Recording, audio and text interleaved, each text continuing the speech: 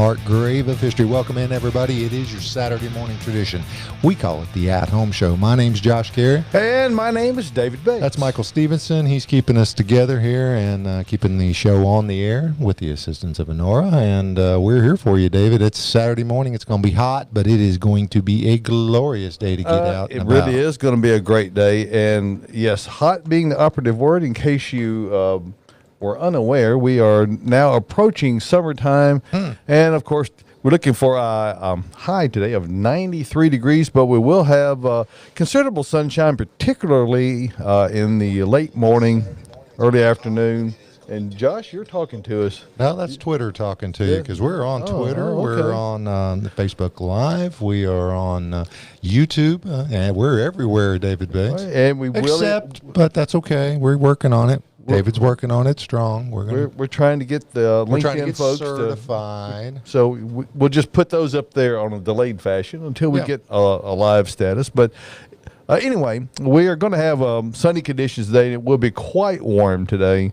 The humidity, you may have noticed, has definitely come up a lot since we've had these rain showers that have come through. We actually got night before last about 1.5 inches of rain here in the overnight hours, so that jacks up the humidity quite a lot.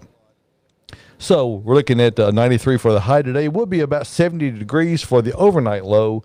Tomorrow, more of the same, except it will be more sunny and still about 93 degrees. And as we move through the week, still 90s through Monday. Then we begin to have a cooling trend, which looks very welcome, along with a couple of days of some storms as we move through into the middle part of next week. You'll see that on Tuesday and Wednesday, we've got the chance of rain, not a whole lot of rain, maybe 2 or 3 tenths of an inch, but you never know. Somewhere the bottom will drop out and it'll get really soaked. But so these are just typical for this time of year. But as we move through the end of the week, you see high temperatures only in the lower to mid 80s.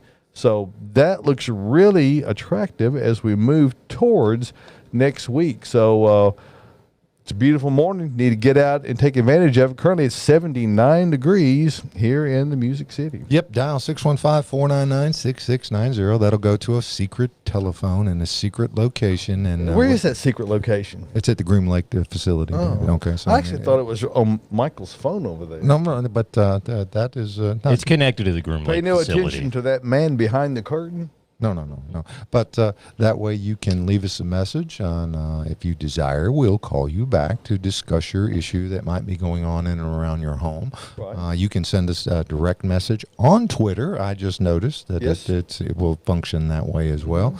As soon as I find the live feed for the Facebook page, you'll be able to comment there as well, and we'll be monitoring those during the show. But if you got some pictures of your outdoor living area, we're going to talk about those kind of things during the show today as well. We'd love to see what it is that you do at your home, so that's what we're here for you. Got a lot of folks out there shouting out Earl Clover and Rachel Terry and good buddy Cliff out in Oklahoma City. So Cliff Gooding, good morning to you, and welcome everybody. John Smith out there, Corey Smith. We got a lot of folks out there watching, so we appreciate you tuning in.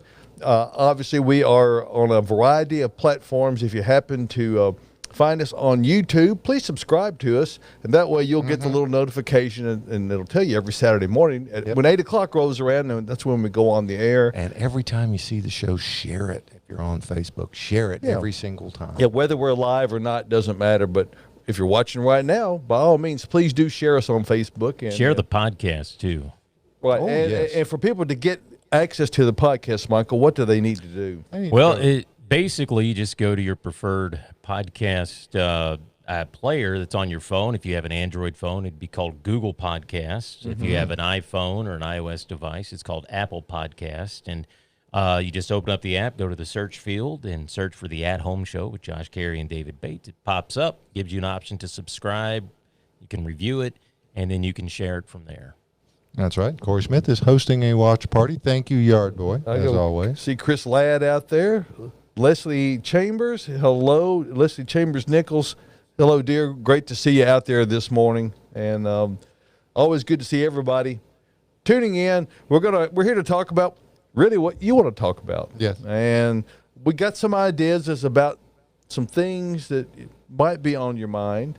Certainly there are, as always, when you're gardening or when you've got any project going on, there's always challenges, unforeseen obstacles that occur along the way. And Somebody's throwing something down on you, David Bates? well, usually it's Mother Nature. It's a gauntlet that they're throwing down? Mother Nature is the one who really Selling does. wolf tickets to David Bates on this kind of stuff? I'm telling you, Mother Nature can be a difficult individual to deal with. And She's tough you to may have beat, noticed too. in your landscape that there are some issues like that. My good friend Miriam, and maybe Miriam is tuning in this morning, she put a question out there, and I asked her to say, well, why don't you Miriam. call in and leave us a message, and we'll find out what we can talk about that. So anyway, one of the things that if you want to talk for just a moment about some things we've got here around us this Why morning. don't we, David? One of the things that I always find interesting to discuss is the nature of color, and then not always meaning flowers. And one thing for sure in the world of colorful foliage, there are a great many things down here in front of me, and I don't know if Honora's got it on that or on the big screen, but regardless, we've got 4 things that are in some trays down there, and what you'll see at the very front is what's called uptick tick seed, or coreopsis if you prefer. And it has a golden bronze flower, as you see there, so it has that beautiful two-tone. Behind that, the first sun coleus was one called finger painted. It has that mottled-looking foliage. Again, the coreopsis is a full sun plant. The sun coleus, or what they say, they will take full sun. There are coleus. Many of the older varieties really couldn't handle that much sun, so sun coleus do well in that. Behind that is a burning heart caladium, and those have a beautiful, I would call it almost, it's not quite a burgundy, but it is a deep red flower, not flower, but foliage on it. And caladiums do produce a bloom, but it's not a showy bloom. It's mostly showy foliage. And then one of the most aptly named is the suncolia in the back there, which is called wasabi. And it is spicy. It is definitely a wasabi green. So there is that one. And all of those are great accents to add to your garden, most of which, obviously the coreopsis has an actual flower on it, but the other 3 really are just colorful foliage. They don't flower, but they add an equal amount of interest into your garden. Did you have a question, Michael? I was just going to say, they call it wasabi, and I know this is going to be a dumb question. That's not what they make wasabi out of, is it? Oh, yeah. Oh, shut up, Josh. Oh, yeah. Oh, yeah. No, and you're right. It is a dumb question. It is a dumb question. Well, I had to ask it that's because you okay. know there's somebody out there thinking that. That's the stuff that you get in the tube. Wasabi actually comes from horseradish. It is a. That's right. That's right. So, It's a root plant. so anyway, Really? moving along here. This is really a great shot if you're of the summertime blues chase tree. Oh, that's an Alan Jackson tree? or Vitex. Well, I don't think it's named. It's with from him in Georgia. mind. Well, but a Vitex is really a great plant, blooms throughout the summer, and this particular variety has really wonderful foliage on it. So I like it. I think it's very attractive in the landscape, and many of the older types have much thinner leaves. So this is a plant of interest. We'll work over here over to Aphrodite, which is a named cultivar of a sweet shrub, or calacanthus if you prefer, and it does have the very showy, long-lasting, and fragrant flowers on it. What color's the can of paint down there? I hid the can of paint. I thought That's what he but, painted. That's what he painted the blooms with. yeah, okay. Moving right along. It's a finger paint stuff over that we here were talking about Over earlier. here to just to Michael's left, and on the right side of the screen are 3 different gold cypress. Mm-hmm. And the first one we have here is just the golden hinoki, and that will get up probably 8 to 10 feet in height. Ultimately, it's quite an aggressive grower. And you might see these 3 in the front there and think they're all the same. They are They're not. not. We got the second one here. which is the vintage gold, and you can tell it has a looser kind of a different look to the growth habit of it. Wow. Very similar color, but a different kind of a looser growth habit. And then we have one that's very compact growing. This is Golden Charm. It is deceiving, however. It looks like it would be a very low grower. It actually can make a huge mound. It can get up 6 feet tall and 8 feet wide. So many times when you buy these mopped type of cypress, you think, well, these are going to stay nice and low until they get rooted in and kick in gear. Then they are growing machines. So there is that. One of the things right here, besides you, Josh, is the Sunfinity and sunflower, and they're really beautiful. They are a nice, more dwarf type of sunflower that flowers for a much longer period. Now, is there something mixed in with this? It almost looks like it's got lavender on there. Well, we've got that same Vitex.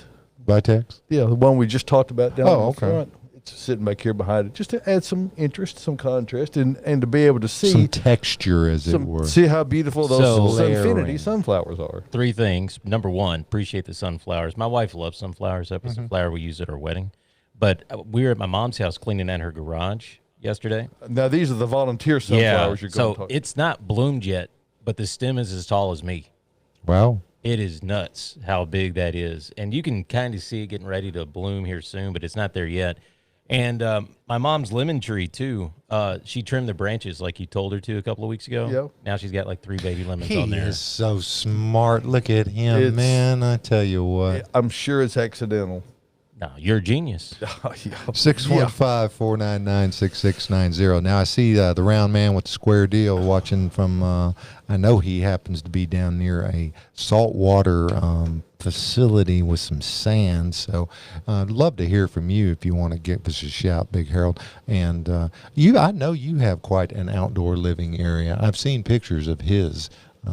Gorgeous. So we kind of been thinking back and forth here over the last week or so, or 10 days, or 2 months, or 3 months, about the outdoor living area at the proving grounds, and the project is proceeding. We're getting there. It's gotten hot, so things are moving up along there. But we actually hung some lights upon the canopy that is part of the outdoor living there at the proving grounds, and it looks really good. I mean, if I do say so myself, it's a wonderful place to sit in the evenings. So just kind of wanted me to get you out there to see what's going on at your house. And we have one, don't we, David Bates? We have an at-homey that actually did send us one. I was trying to get yours up there, and for whatever reason, it's not cooperating. Well, that image was from your Thursday morning or Thursday afternoon reminder to come out and and do your homework, or your at-home work, and send us those questions so we can get some things I don't seem to done. have any shortage of homework. You don't have enough of that? No, You're not doing anything during the day, right? Sitting around watching your stories? Not much, and and Honora can attest to that. She sees how little she sees of me. And that's just the way that is. Yeah, the worker bees never see the queen, right? Okay, I get it. Anyway, let me get back to where I was heading with all this. But yes, we are indeed looking at the Prince of Potions. This is his backyard. Now, is this not stunning, ladies and gentlemen? It's look beautiful. At this. Now, look at this area. And there was a bit of a struggle getting the structure attached to the home, and I believe it's attached to the home. But you've got a beautiful vaulted ceiling. If it is detached, it's detached with love. Yes, it is. And he has done, and the design team have done a fantastic job there. You see all kinds of elements there. Looks like he's got stamped concrete on the floor. Of course, he's got his wood, the cedar structure holding up the majority of it. He's got some wrought iron railing going on with it. And, of course, some beautiful landscaping. And look at the grass in the Prince of Potions front backyard. Well, you would expect no less. Oh, my perfection. goodness. And so a monoculture, if I've ever seen one. No, that's the way he rolls now. He's what do you think he's got growing there? Because some of those hinokis would look pretty in that application too. But it looks like in the background there. It looks like, to me, if I'm guessing, and it's hard to tell from that image, it looks like there could be Nellie Stevens holly, something that's going to get upright and grow. And the ones that are what looks to be directly beside the, and it's hard to tell through that through the grate exactly what those are on the other side of the fence. Looks like he's got a she shed out there in the backyard as well. Drew might even call in if he's tuning in. Probably on a golf course this morning. Probably. So, all righty, folks, but you can join us anytime you like, 615-499-6690. That's the nice thing about having the YouTube channel up there is you wake up at 3 o'clock in the morning, you need a shot of Josh and Dave, hey, just go out there. I don't know, it's a frequent occurrence. 3 o'clock in the morning, I can't sleep. What will put me back to sleep? Josh and David, of course. Well, I mean, you lunch break at work. It's the best known cure for insomnia on the market. Hardly. Yeah, I don't think so. Hardly, sir. I touched briefly on the thought that there have been some issues that Mother Nature has created for us. And as gardeners, and you know who you are, dealing with the things that Mother Nature gives us, whether we like it or not, they're just things that Mother Nature gives us. And so we are charged with dealing with it. And one of the things that Mother Nature has given us is some really extremes of weather. Now, let's roll your memory tape back to last fall. We had really unseasonably warm weather throughout October, all the way into mid-November. We had 90-degree temperatures even in the early part of November. I remember that. Yeah, people were in their swimming pools. And even as we got into the middle part of November, it was just, we had maybe the low temperature had been like 64 degrees. It was just really quite warm. So what happens as a result of all that is that the plants are still very much actively growing. Yes. And when they're actively growing, that means the sap is up in the plants. The cells in which that sap occupies are engorged. They're engorged. They are swollen. Ooh. And when you freeze those, when they're in that state, shrinkage occurs. Well, crystals occur, and they penetrate the sidewalls of the cells, and consequently, you get damage. Now, what we had was 2 consecutive nights of low temperatures in the teens for our first frost. It was not a frost. It was a severely hard freeze. So there were things that reacted badly. Hinoki cypress are one of those things that are normally a very winter-hardy plant, and they are, so long as they go through a normal dormancy. Now, or a slow down into suspension. Right. Now, to make matters worse, as if that damage wasn't enough, we had, again, things began to juice up this spring early, and we had a lot of early warm weather, only to be followed up by a 26-degree overnight low freeze in early May. Mm-hmm. That did a lot of damage, particularly noticeable on crepe myrtles. And crepe myrtles actually got killed back 2 times this spring. I've never seen that ever happen before. I've seen it happen once before, but many crepe myrtles in people's yards have got severe dieback. Now, that doesn't mean that they're dead, but what it likely means is that they'll have to be cut back severely. So, Miriam, I don't know if even the big natchez and those kind of things. Now they're virtually impossible to kill. I have seen natchez that are very much affected by it. So there are people who are telling me that they've got natchez in their yard that have major dieback. They're having to cut major canes. I'm talking about canes that are maybe 2.5, 3 inches in diameter, to cut those way back and allow the new growth to come out from beneath. But the good thing is that new growth will start from the bottom, and it allows you to, at this point, to select the canes that you want to keep maybe a little bit. Yes. Now, back in the day, and I'm talking about in the 70s, 77, 78, 79, or maybe it was 78, 79, and 80. Not really sure. It's a lot of fog during that time. It was cold during those days.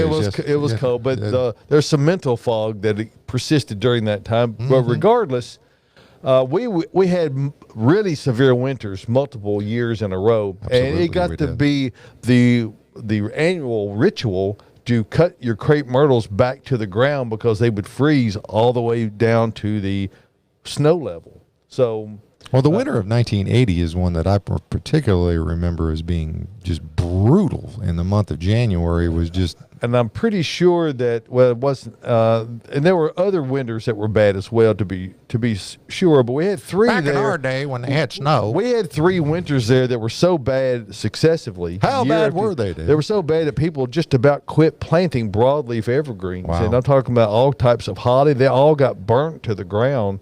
And crepe myrtles, they got burnt to the ground. But for people who were patient, and there again, patience is the operative word, and allow those to start pushing out new growth from the base, they're able to save those. And crepe myrtles, fortunately, are a very fast-growing plant. They tend to recover quite quickly. So even if it's a large one that's suffered severe damage, you can cut it back quite low, allow the new shoots to come from the base, and then go in there and begin to selectively thin those down to about like 5 stems so that you can bring on the best ones. Or let it be a bush form. That's not against the law. That's not bad either. So, and you can let several, but you probably still need to thin those a bit simply because that there's just too many. There'll be 40 stems shooting up. So is the proper thinning technique, and then we'll ask this of a certain person that lives at the proving grounds, is that the proper thinning technique on a dead cane to reach over, grab a hold of it, and snatch it back and forth, David? It's not the cleanest way to do it. Oh, no. Okay. No. I mean, it will leave maybe a sharp stub down there, and, that's why they make loppers and hand pruners, for cutting. But it's much easier just to reach over there and snatch it out of the ground, David. Well, if to each... their own. Yeah, their own. 615-499-6690. If you've got an issue running around your household or something, we can help you with that. With home improvement projects as well, if you want to discuss those kind of things. And here's another thing that people need to be thinking about. Although David. We've been getting a lot of rain. Yes, we have. And so, therefore, it's logical. It would seem logical that, you don't even have to think about watering because it's been raining so much. But it hasn't been raining everywhere all the time. There have been areas, as I said at the top of the show, we got about 1.5 inches of rain here on, I think it was Wednesday night, Thursday morning early, but I think it was like Wednesday night. So it quite a lot of rain here, but this was a very localized storm. It didn't... And they're popping up everywhere like that. And that's kind of the way it goes. So it's really a good idea to have a rain gauge, something that will... Hello, Michelle Behar. I'm so glad to see you out there this morning. But if you're going to be... If you're going to be the best gardener you can be, you need to be apprised of how much precipitation you're receiving and when you're receiving it. And it also depends on when you've planted something or what size plant it is to help you determine when it needs watering. Now, here's an issue I run into with my raised beds. We planted it, and the only place you can really put it above ground. In our yard. Well, yes, above ground. But you're above ground, where we put it in our yard is the only place that gets mostly sunshine throughout the day. Everywhere else is too shady. Right. Okay. But it's on a slight incline as well, and we have a wet weather spring. Under it? Well, I don't know where it starts. I don't know where it just, when it rains. Does that Water ground tends tend to be stay self-leveling. Does that ground tend to stay wet? It's underneath it? For a few days after it rains, Okay. it does. All All throughout down it. And I'm kind of wondering if those raised beds are soaking in too much of that water running underneath it and rounding that. Certainly it can, because that's what's known as the wicking effect, and that's what that's what happens when you water a plant. If it's a plant is sitting in a saucer, for instance, like you can put water in the saucer and it'll pull it up into the soil. It'll get wet all the way to the top if it has enough moisture there to do it. So now, how deep did you plant your above ground garden? I got 11 inches of dirt. Yeah, that could be a problem. Now and you're going to see signs of problems in that you'll have yellowing of plants. Yeah, that's what I got. Had we known that this was a wet weather area, we probably would have strongly suggested that you put maybe a 2-inch layer of gravel in the bottom of your. Yeah, I didn't realize it was that wet that far above. I knew we had that wet weather spring. And now, so it's divided into two squares, two 4x4 squares. The top 4x4 square is doing fine. The tomato plants look great. The cucumber plants look great. The lettuce, the broccoli, all of it. The second one is where everything is a bit yellow. Right. And you may find that it is the one that looks wonderful later in the season as things start to dry out, as we start getting into a more summertime pattern of rainfall. But this illustrates my point exactly that gardening is not. It is in no way an exact science. No, it is not. And it's about dealing with the conditions that you're presented with and seeing how you can adjust to make the best call on now, that. Did you when you ran your landscape fabric, did you pull it up the sides by any chance at all? No, we did not. I was going to suggest maybe he would go to the lower end or a couple of places and drill a couple of holes. But if we don't have landscape fabric in that area to protect, you did not use a soil barrier fabric. he did on the ground. We put some of it. We had some soil barrier there that we put down, like some fabric down. We put some cardboard underneath it too. Okay, well that's okay, and that probably helps some. However, the cardboard in particular, being the nature of what it is, it's going to tend to get wet, and it's going to wick it on up to the soil. So if it's staying wet all the time, what you can best hope for is drier weather conditions. Now, you might be able to do some excavation and kind of detour this water around it, at least temporarily, till the soil starts to, the rainfall and the soil. On the downhill side, maybe even put a couple sandbags or something. Yeah, route it around it. That you can dig around, just dig a little trench and get it to turn the corner where that it's running around the bed instead of underneath it. 615-499-6690. If you've got other issues that you've got to do, we've got a couple of calls. All right, quickly, let's say hey to Susie Edelman Patterson. Saw Susie this week, helped her out with a window issue. Good to see you, dear. See, the yard boy is still watching. That's good because you need to lock in the at-home show. Once you start, you cannot stop. Got to have a good chat with Buffalo, and he indicated that he might pop in and give a surprise visit. That's what he said. Okay. And it's good to see him, by the way, back on 2 feet. The last time I had seen him previous to this, he had twisted his ankle badly, so he was upward and mobile. Marvin Nishan's watching on his way to Maine. He's a guy on the go. Is he fishing up there? He said he was going fly fishing in Maine, so he can eat it. That's a nice way to put it. He's a catch and release guy, by the way. So 615-499-6690. Let's hear what we got out there, Michael. All right, let's go. Good morning, guys. This is Ann from Franklin. I have a question about what type of either shrubs, bushes, trees, I don't really know, that I could put along a fence line in my backyard that would be a good, safe place for birds. We have a lot of cardinals, chickadees, house finches, and titmouse out here. So just kind of wanted to see what you suggest as far as something that they would be attracted to. Thanks, guys. Y'all have a good day. Now, is the plural of titmice? Correct. I thought it would be. Yep. Ann, what kind of tree do you like? And there's all manner of things. Now, I don't know how much area that you have. There are quite a lot of things.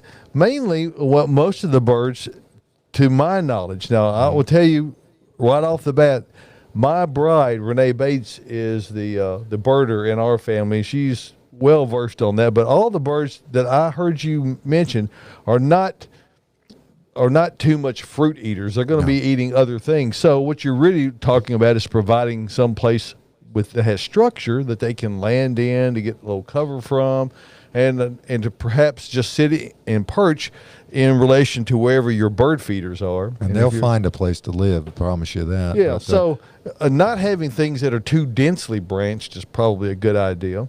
You may want to had a robin plant put a nest in a holly plant this year. Yeah. I mean, and unfortunately she didn't put it in the best of holly bushes too. It's right by the driveway, and we have a fox, and I've seen videos of your fox, and he gets around. They're beautiful little creatures. But, 4 times in one night. So anyway, but back to what to put out there. Serviceberry is a great native that you might consider out there. They are either just now in fruit or just past being in fruit. That might be an attractant to some of your birding friends. But the good thing about it is that it has a loose enough branching structure, and it is generally a multi-trunked, kind of a shrubby type of understory tree. So and the titmice are a little. They seem to congregate more toward the ground. So I mean, I don't know if you'd have a couple of areas that you could put some structure in there. Yeah, you can put some, any type of lower flowering shrub, anything that has a strong enough branching that gives them a place to land into. Maybe? You might want to mix some conifers in there. Maybe some of these cypress, like we've got down front here. Some of the either in the gold ones, or there are those also that are more emerald, just a green color. We've got the ember waves of grain. Well, no, this is of gold actually. This is a sport or a cultivar of green giant arborvitae, and it looks pretty much the same as the regular green giant during the growing season, but it's a very gold color during the winter. So it has a lot of interest. So something like that has enough density where they might get in there and nest. There's really, the long story of it, short of it is that there's really nothing you can put out there that's not going to be attractive and provide structure and cover for them. So you might put some things that are more open and maybe some things that are more densely branching. A lot of it has to do with how much room do you have to devote correct to the plantings that you're putting out there. That's where, if you're going to get some help, take some photographs of the area that you're looking at and bring those along with you, and our landscape professionals here at Bates Nursery will help you figure out, show you all the options right there. And you mean you wouldn't sell somebody in a 0 lot line a southern magnolia for the front yard, David Bates? If they were determined to buy it, yes, but that would not be a good first choice. I mean, they're going to get a bit large. They tend to get pretty big. Now, if you used an Alta southern magnolia, they are what we refer to as a more fastigate grower. Don't cuss on that. I'm just saying, David. Josh, and that just means upright and columnar is all that means. Okay. That's what fastigate means. You did it again. Yeah. Well, and that's just one choice if you were looking specifically for a magnolia cultivar, but there are a lot of other columnar What about those little types. gems? Are they little baby Little ones? gems are a good tree, but they're not nearly as little as the name might make you think. They have smaller leaves and smaller flowers, and they are a lot more dense growth habit, but they can still get quite big, very wide. So if if you had width restriction issues, wouldn't be a good choice because they really spread out a lot. Oh my goodness, 615-499-6690. Do we have another call, Michael? Yeah, we got a couple more calls. Okay, good. Hi, my name is Miriam Sim, and I'm calling about my Natchez crepe myrtle that apparently barely made it through the winter. I thought it was dead, gave it up, and then it finally started suckering out. But the upper branches are completely denuded of any foliage whatsoever. So I want to know what happened, what I should do now with the suckered foliage. Should I pull the tree and replace it? Should I try to salvage it? And how can we keep this from happening again? Thank you so much. All right. Well, Miriam, you'd have to move possibly to Mobile to probably, according to what we talked about earlier during the show. Yeah, that's a bit harsh. Mobile, Birmingham, Mobile, those are Montgomery, even Natchez, Mississippi. Yeah, those are all great places. But what we had was, and as we talked about earlier, and I hope that you heard our discussion on that a bit earlier, Miriam, is that we had this double whammy effect of this instantaneous quick freeze back in November of last year, where it went down to in the teens on our first cold weather.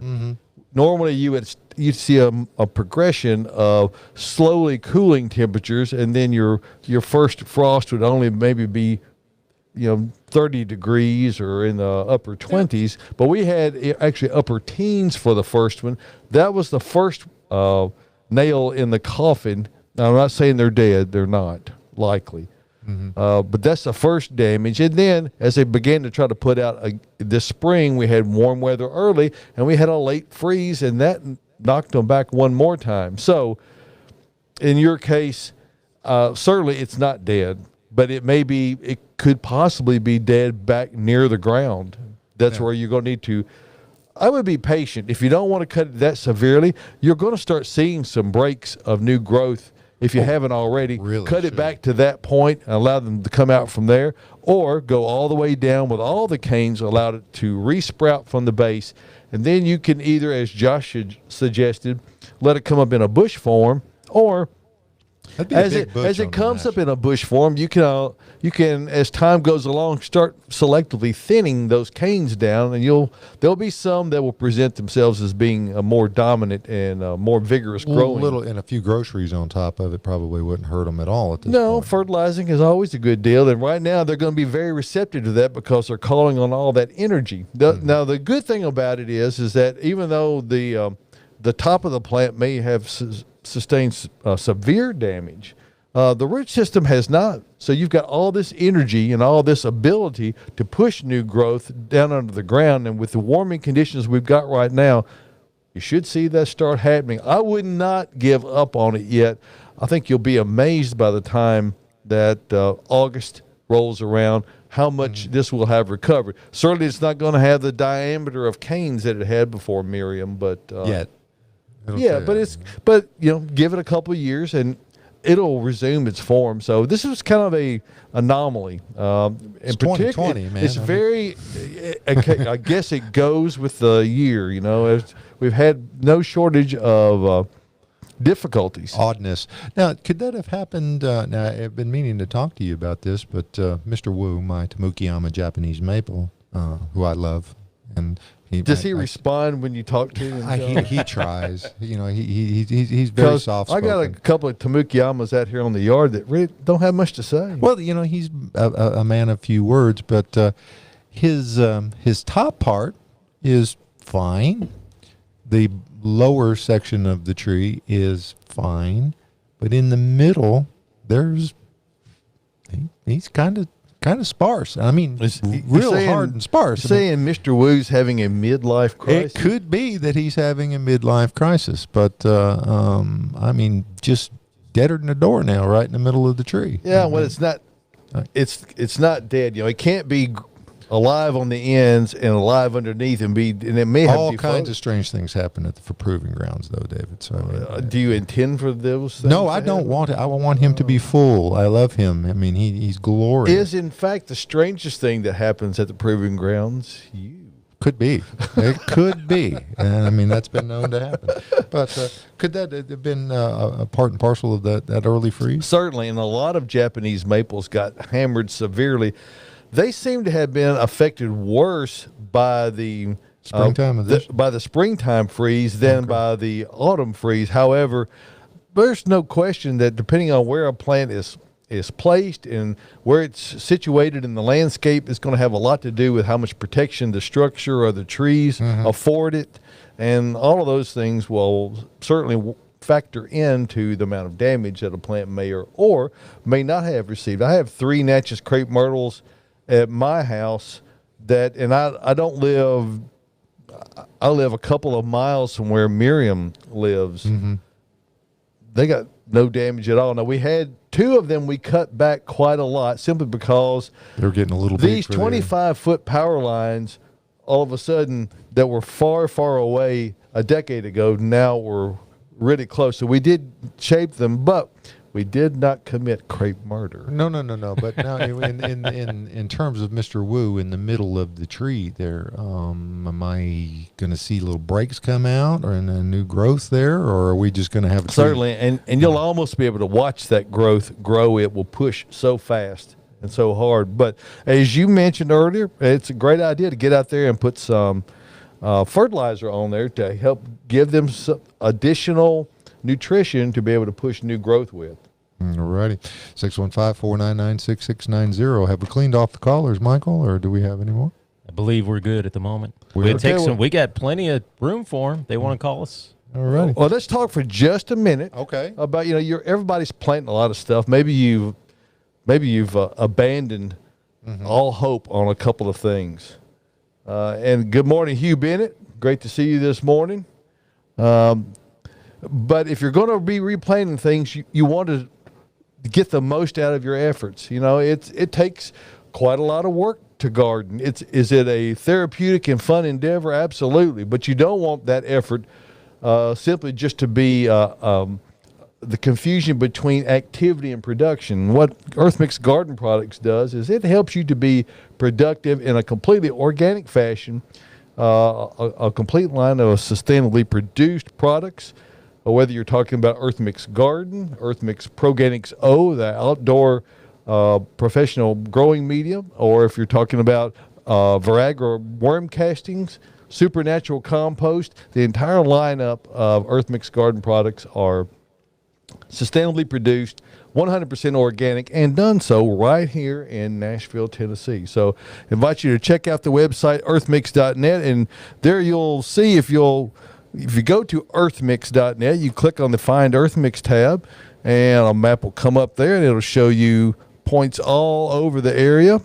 And if you happen to be down in Franklin, Harpeth True Value, great folks down there. Make sure you can go by and see them. And let's just see, Turnip Truck has seasonal availability. But how about out west of town there? Their Turnip Truck now has a location on the west side of town. So I did not know that. Yes, they do. So anyway, go by and see them. Also up in Kentucky, even in Indiana and Ohio. So coming soon to more locations near you. Remember this, success in gardening begins at the ground level when you use Earth Mix Garden Products. All righty, folks, 615-499-6690. If you're on the beach watching the At Home Show, we really want to call from you. If you're in Oklahoma, call us.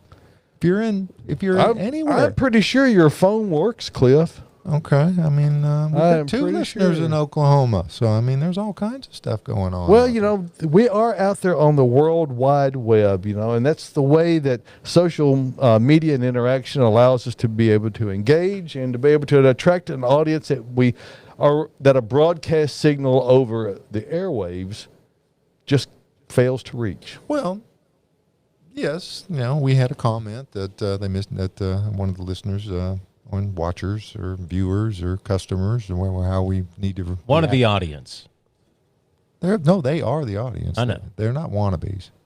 Did you say wannabe? No. One of the audience members. Okay. Do we need to get your hearing checked, Josh? Yeah. Well, I'm deaf in that. Oh, okay. But yep. We're not on the radio. So no, we're not. And Josh and I have been on the radio for a whole bunch of years. Yep. 22 to be exact. It's the exact number I've been on. And we did it, and we've actually started doing radio together initially over 25 years ago. So we've been at this a bit, and we appreciate you tuning in, and we appreciate your interaction. So anything you've got, if you've got a comment out there on our Facebook page, feel free to do that. You also can catch us. If anybody knows why we're not on the radio, might want to give us a shout too. That would be one of those. That could happen. Hey, I have been reading that a lot of area hotels are beginning to reopen. Is that correct? Yeah, okay, I even saw that the Opryland Hotel is one of those that's going to be opening up. I think it's the 25th of June. I've got a parking pass for that place. Do you? Yes, I do. Yes. Well, I think all 3 of us have one. Do you have one? Okay. All right. Well. So anyway, more will be revealed, I'm certain, with regard to that. But we do wish everyone, our dear friends over at WSM, the very best. And watch the Opry, please, and listen to the Opry. Always a great show every Saturday night. That's kind of become our little ritual at home, to have dinner, watching TV, and see who's on the Opry. So check that out tonight. I have no idea who it is this week, but it's always somebody excellent. Good. It's always excellent. So check it out. All righty, folks. Yes, if you've got an issue, you can call us. You can text us. You can send us a message. Even if your issue is with Josh personally. Come on. I mean, that's okay. If you want to call and complain about Yard Boy, you can do that. Speaking of Colin, we hadn't heard anything out of him in He's forever. He's a busy man these days. He didn't have 2 minutes to stop I know he's a thinking charlatan. He's probably, again, that's one of those cases where, if you're riding around in your work vehicle or you have a set of headphones on and one of those things, it's kind of hard to hear YouTube on the, so nothing wrong with YouTube. It's great. You can, next week, just take the show, put your phone on the dash on the hands-free option, hit it, and you'll be able to rock and roll with us, and everything will be able to go. Well, I don't know how this got started here. I was checking for a comment here. I'm doing a Josh Cary move here, so apologize about that. That's okay. And I was checking to see what the comment was by Cliff Gooding. He says, "Morning, David." So Morning, David. Now, I'm glad he didn't say afternoon, because that would indicate that he was watching it in a delayed fashion. I so see good morning in, to you, Cliff. in the greater Greensboro area watching. I see Earl says, just no to Bradford pear trees. Here's Thank you, Earl. Here's something for you guys. So I work with a grass seed company through the week. You do. And we get a lot of questions about, hey, can we still go out and plant, fescue grasses? Sure you can. You can, but I'm right in saying you're going to have to water the heck out of it to get it to grow now that it's starting to get pretty warm. See, you've listened to the at-home show, so yes, I think you are correct in that. But we are getting into more of a Bermuda type season. Absolutely. So. Or in the case of zoysia, we had a friend that we were interacting with on Twitter, whom he overseeded with zoysia and was wondering about watering habits. And again, with the amount of rain that we've had, it's kind of one of those spotty things. So, it's we have the water gauge on the end of our finger, don't we, David? So Actually, if I'm being careful, I have one on both hands. Yeah, Okay. I've kind of had a little run in with this one. I think I'm getting these pins out in about 8 days. Just come over to the truck. We'll get them out if they're bothering you. But hey, hello, Tom Reese. Good morning, Tommy.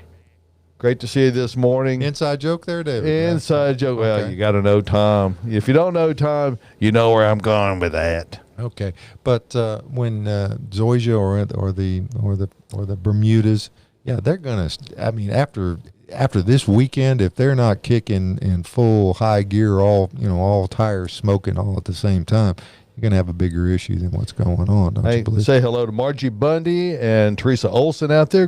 Great to have you ladies watching us this morning, and we sure appreciate that, along with Jason Walden and Denise Melton and a number of others. And Rachel Event, we see you there, and she says she's another Bradford pear.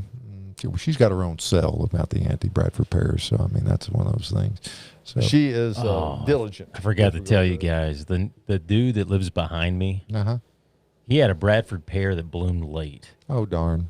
Yeah, so I was out on our porch, and of course you get a whiff of that, and I sat there. It's a hideous smell. Yeah, I just sat there and What's started it shaking smell my like? head. But is what it smells like. Okay. That's the nicest way I know how to put it at the moment. Anyway, Catherine, my wife, walks out on the porch, stops her dead in her tracks, and she goes, "What is that horrific stink?" And I pointed around the corner. You see that tree over there with all those blooms? She said, "I said it's that." How big is this thing? It's tall. Okay. It is. It must be an old one because it's tall. Just tell them to either trim it severely, which means right at the ground level, or don't trim it at all. Eventually, the wind will take it down. Yes. Well, I don't think so, because where we're at, our neighborhood, it is surrounded on all sides by very large trees. Yeah. I think that's the only reason it's gotten protected. as tall. Yeah, it's protected. It's the only reason it's gotten as tall as it has. I've debated on going over there and cutting it down. Well, and who have you debated with on that? I'm Yourself? just curious. Myself. Who won the argument? My better judgment is what won the argument. Messing with another man's tree, even if it is one of those, is probably not the wisest. That's dangerous. Yes. So. Very dangerous. Well, I mean, all you got to do is just saw like a quarter of the way through it, give it one good push, and it'll just look like the wind took it. Yeah, that's one technique you could employ. I don't. I'd be very careful about that if I were you. Oh yeah, I'm not gonna. Yeah, I don't want to go to jail. But you might consider approaching your neighbor and saying, that is a tree that's an invasive tree. Yes, and you'd say, look, I'll be glad to assist you in taking it down. But wouldn't you guys pose as the Department of Ag, and then I could bring you over there and we could convince him to cut it down?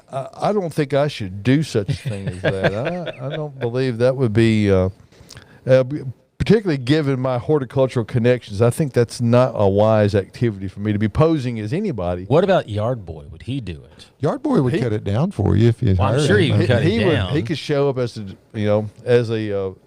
as a Petersburg official and just take it down. They've got again. They've got so many You can't live in permits. Petersburg and be a Petersburg official. I think they got an. Is that? Yeah, is there that was right? there was some kerfuffle down there at City Hall about last week. If you don't follow the Petersburg Observer, you would know that. But anyway, folks, we don't care for Bradford pear trees. No, on we the don't. At-home show. And I will tell you this: you can't buy Bradford pears at Bates Nursery and Garden Center. Of all the things that we carry, We're not gonna. Yeah, we don't carry those, and they are starts here. We really do work at narrowing the palette of plants that have proven to be invasive. And Bradford pears, we weeded that one out about 20 years ago. So you should not buy those. And we don't sell them, but what we do sell is everything else that you could want for your lawn or your landscape at Bates Nursery and Garden Center.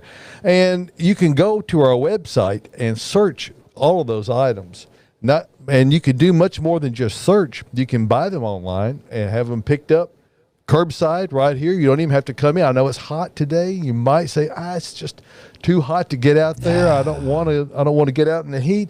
You can shop online. You can even have it set up to be delivered directly to your house. Really? So yes, you can do all that online at batesnursery.com. Now, if you are a person who really takes a more tactile approach to gardening, you want to get your hands in the dirt, you want to feel the plants, you want to see them with your own eyes, we do invite you to come out, and we are apprised of the fact that the weather is warm. So you will find iced bottled water available right there, free to drink while you're shopping. So open up we've got a big cooler up at the front area. We also have another one down in the new perennial structure down there. So check that out. Get you a bottle of water. There's nothing worse than being a dehydrated shopper. You don't want to be a dehydrated gardener. So we want to keep you hydrated here at Bates Nursery and Garden Center. And of course, we're a proud seller of Earth Mix garden products, no matter what you are planting. It doesn't matter if you're planting vegetables, which we have a great selection of those still. If you're a late gardener, we got you covered. Or you need to replace something because you planted them in the swamp. Or maybe you planted them early and they got freeze damage or frost damage and they're not doing all that well. Anyway, we've got things to improve your stock in that regard. So come out and see us at Bates Nursery and Garden Center. Check out the entire line of Earth Mix garden products, either by the bag or in bulk. So check that out. Go over to batesnursery.com or come out and see us. We are conveniently located 1 mile north. 1 mile north of Briley Parkway at exit 19 on Whites Creek Pike, which is just minutes from Rivergate, Opry Mills, Nashville West. And I promise you this, it's worth the drive no matter where you're coming from. We have a selection second to none. And we'd love to have you come out. Be glad to help you. Our landscape professionals are here on duty all day long. So come see us. Bates Nursery and Garden Center. Missed up the feed here on the comments, but Mr. Walden had a comment about the daisies or whatever these things are. Sunflowers, okay. He was saying it was swamp variety of some sort. I've missed that. Can you roll one? Native swamp variety? If you'll roll back on the feed there, but it's moved its way out of the scroll. So I don't know, but they look like daisies. They are not to my knowledge, are not a swamp variety. They are. I think he was. There is something called a swamp sunflower. There are hundreds of cultivars of sunflower. So this is just one that has been developed for a lower growth habit, an earlier flower start time, and a longer lasting start time. So it doesn't have the huge flowers. As you can see, these are only, not much. They're not nearly as wide as they're my about hand. 3 inches. Yes. But very nice, very showy, very great for cut flowers. So you can bring them in. They really hold up earlier nicely. in the season, because I initially thought they were black-eyed Susans, but that's not a black-eyed Susan. No, it's not. That's a coneflower plant, right? Is a black-eyed Susan a coneflower? Well, yeah. Yeah. Oh, okay. So, yes. Oh, I'm learning something here once in a while. using my Google horticultural degree, I found out a swamp sunflower is also called a mountain daisy. Mountain daisies. Yeah. Okay. Would that possibly be what you have at your house or your mom's house? No, that's just the Jack and the Beanstalk variety sunflower. You could climb to the sky on that thing. But they're mountain daisies. That's according to. Is that anything like a according mountain to oyster? Google. No. No. No. No. No. Big hello to Thomas Fox out there and also to Brad Harkeye. Welcome, gentlemen. Glad to have you come along for the ride here on the At Home Show. Is that Here- the proper pronunciation? Yes. Okay. It is not Harkey. It is Harkeye. I actually know Brad. Oh, okay. So that's how I know that. Brad Harkeye. Harkeye. Yep. Okay. Wait, say it one more time. Harkeye. Okay. For a second, I thought you said Hawkeye, and I was like, that's a No. great last name. Harkeye. Good morning, Brad. Hawkeye. Probably not the first time there's been a conversation about how your last name is pronounced. And he doesn't care as long as you call him. I've never heard him correct anybody. My last name is Stevenson, spelled with a PH, and I'm constantly having to correct people and tell people how to pronounce it. They keep wanting to say Stephenson. Well, that's how it's spelled. So what's Stephen? Stephen. It's Steven. Is what that is. We ain't in France, yo. That would be more German anyway. Huh? Well, whatever. And nine sprechen Sie Deutsch here. No. No? No. 9? 9. You do it. 615-499-6690. Do that one in your French accent, David. I don't like my French accent. Well, it sounds kind of. 615-499-6690. That's not Senor. French. That is my, That sounds like the inspector guy. Have you ever seen The Transporter with Jason Statham? Yes. It sounds like the cop that's always tailing him. I have a good friend of mine, Bob Britton. I'll just call him out there. I don't know if Bob's watching this morning or not, but Bob is he speaks. He was raised in South America, and so he speaks fluent Spanish and Portuguese. Ooh, that's a tough one. But he worked for Kimberly Clark in Austria for a number of years, and his German, the people would laugh at him when he would speak German because it sounded like he had a Spanish accent. So badly. So he would use the wrong words, and often it could create a the Austrians and German folks are not. They're not known to play around. They're not known for their quick sense of humor. They're a bit kind of a stoic bunch. But Bob he's got a couple of stories where he was able to bring the laughter roaring out of the crowd because of his inability to sprechen Sie Deutsch. Oh. Well, speaking of sprechen to whatever you said, Yard Boy's on the phone. He is. Bring it. Okay, he's got 1:30, so let's go. Yard Boy, what's up? What's going on, guys? Better late than never. Well, he's busy.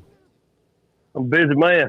Yes, Corey, I need you to pose as the Department of Ag so we can get rid of a Bradford pear in Robertson County. Okay.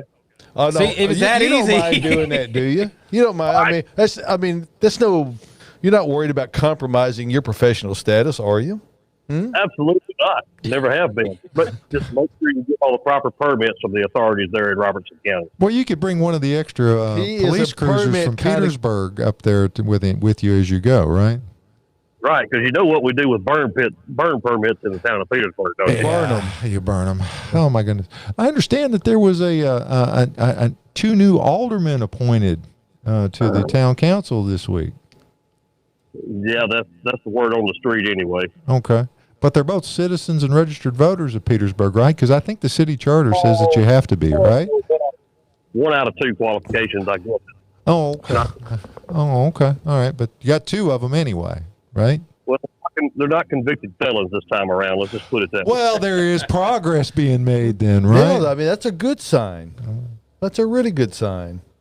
You know, I had a problem this morning, guys. The reason I was late calling, I got a property next door to me here, and a new landscaping company pulled up, and they started mowing the wrong yard. Did you just let them finish Wow. before you stopped them? No, I did not, because they were not up to the quality assurance standards of the yard boy. You might lose Yard of the Month over that one. Well, it's not my yard, so. Projectiles would have been thrown his way that way. But, well, I mean, mistakes happen. How much of it did they get done? He got about 3 passes with a 60-inch mower. So. Okay. Okay, and what do you use as far as width-wise on a mower? Is yours a 60-inch, or is it larger than that? But he was mowing a little bit shorter than what I tend to mow. Well, and that does speak well of you, sir, because most grasses around this area that have some Bermuda, but the majority of them are cool season grasses. When you cut them that close, particularly at this time of year, you're asking for trouble. Just asking for trouble. So, in the words of Yard Boy, always mow high. Exactly. Yes. Always mow high. Always. Yard Boy, keep those striping standards up and keep those and them carpet bagging other yard services out of your yards, okay? Y'all keep it straight up there now, you hear? Thank you, buddy. All righty, folks. We have run long, but that's okay because we are in control. There's We're not no going to timer. get kicked off any kind of a network or anything. Camille like Miller, that. good morning to you. Great We do to what we see you out want. there Okay. today.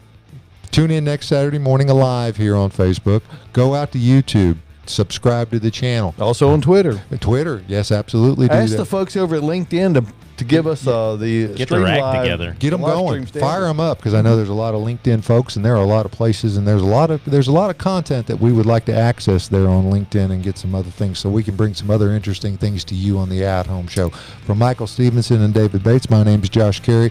We'll see you here next Saturday morning for another hour. I almost said 2 hours. It was 2 hours. You never for long. know. We may go 2 hours. We'll see you next Saturday morning.